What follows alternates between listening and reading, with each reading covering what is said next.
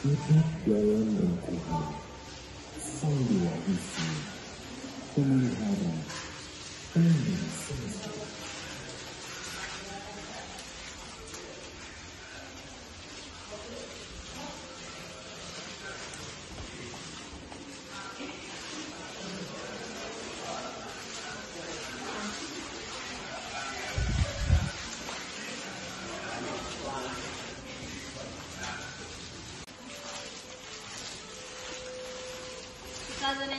Is started and it's took 5 years to build up, finished in 2018.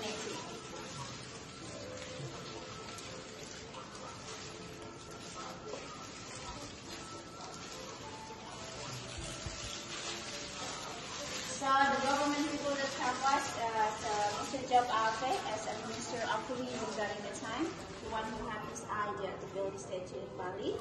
And the next person is a designer or the sculptor of the statue. Originally from Bali, on set in Yoman Wata, he is around 72 years old.